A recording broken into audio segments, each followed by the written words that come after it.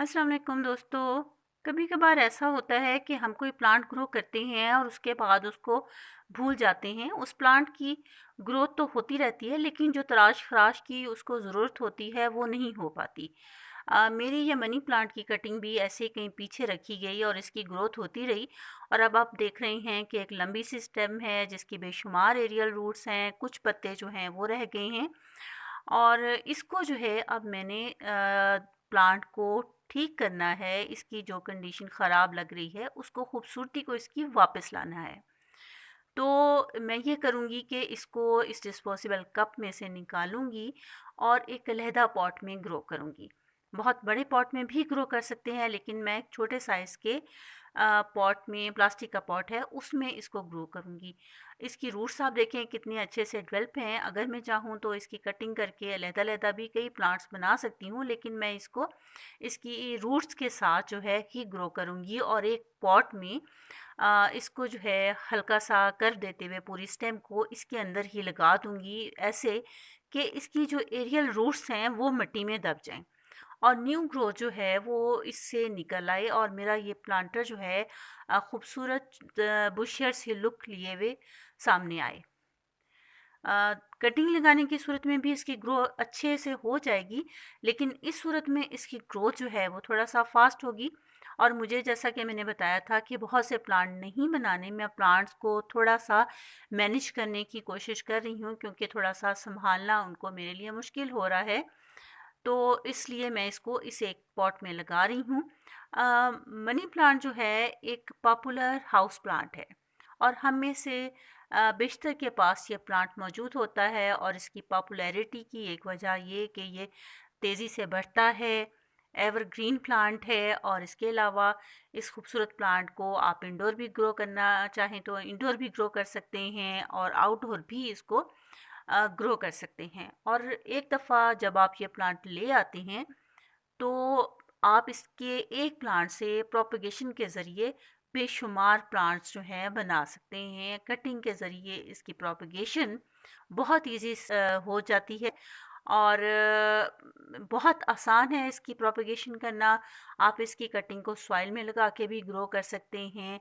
इसको आप पानी में लगा के भी इसकी ग्रोथ शुरू कर सकते हैं।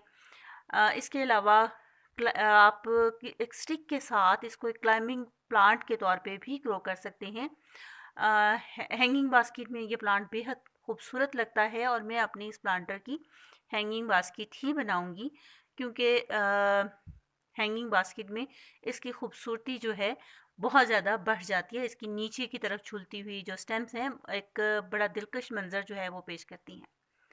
तो इसको जो है मैं आहिस्ता-आहिस्ता कर देते हुए लगा रही हूँ। और आहिस्ता-आहिस्ता करने की वजह ये है कि पॉट क्योंकि बहुत छोटा है और स्टेम जो है वो मुझे डर है कि टूट ना जाए, तो मैं इसको इसकी रूट के साथ अटैच रखते हुए ही ग्रो करना चाह रही हूँ। तो मुझे लग ये रहा है कि मिट्टी से इसको मैनेज करना थोड़ा सा मुश्किल होगा और मुझे इसके लिए जूड़े की जो पिन्ने होती हैं उन्हीं पे भरोसा करना पड़ेगा कि वो इसको ग्रिप करें और इसको रोक लें। अक्सर कोई ना कोई चीज़ें जो हैं घर में से इसी तरह निकल आती हैं जो हमारे काम आ जाती हैं। ज़रूरी नहीं आपके पास कोई प्रॉपर टूल्स हों, एक नाइफ़, एक चम्मच, कांटा, कुछ भी चीज़ आप बस करने का जो है शौक़ होना चाहिए। आप हर चीज़ से आप बना सकते हो। इवन आप एक अंडे के छिलके के अंदर भी जो है आप छोटा सा पॉट नुमा उसको पॉट के तौर पे आप उसको इस्तेमाल कर सकते हैं। अच्छा, ये मैंने जो है इसमें पिनें लगा रही हूँ और पिनों के साथ इसकी ग्रिप जो है वो मज़बूती से स्टेम को पिनें अंदर रोक लेंगी। और थोड़ा सा मिट्टी में ऊपर और डाल दूँगी और जब इसकी रूट्स जो हैं वो ग्रिप ले लेंगी तो मैं इसको जो है पिनों को निकाल दूँगी।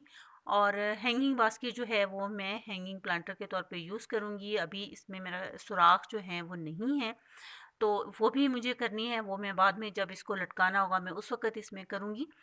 और ये खूबसूरत सा प्लांटर जो है जल्द ही इसमें से न्यू लीफ जो हैं निकल आएंगे और इसकी ग्रोथ जो है बहुत अच्छे से शुरू हो जाएगी। उम्मीद है आपको मेरी आज की वीडियो अच्छी लगी होगी और आप भी अपने प्लांट्स को बहुत सा टाइम दे रहे होंगे, क्योंकि थोड़ा सा टाइम जो है उसकी फरावानी है। लेकिन इसके साथ साथ ये भी जहन में रखिए कि हम आजकल जिस मुसीबत से गुज़र रहे हैं उसमें हमें दुआओं की बहुत ज़रूरत है, अल्लाह से दुआ की ज़रूरत है। उसके साथ साथ हमें वो लोग जो अपने जिनको रोज़मर्रा खाने पीने की फ़िक्र करनी होती है, वो अगर कुछ नहीं कर सकते अपने लिए, तो उनका भी हमें ख़्याल रखना है, ताकि वो हमारे लिए भी दुआ करें, अपने लिए भी दुआ करें और इस मुसीबत से हम सब जो है वो बच सकें। और एहतियात जो है, सोशल डिस्टेंस जो है, समाजी डिस्टेंस जो है, एक दूसरे से दूरी, उसको इख्तियार करें।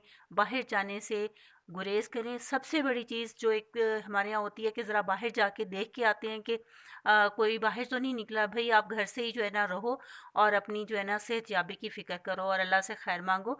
फिर मुलाकात होगी। अल्लाह हाफ़िज़।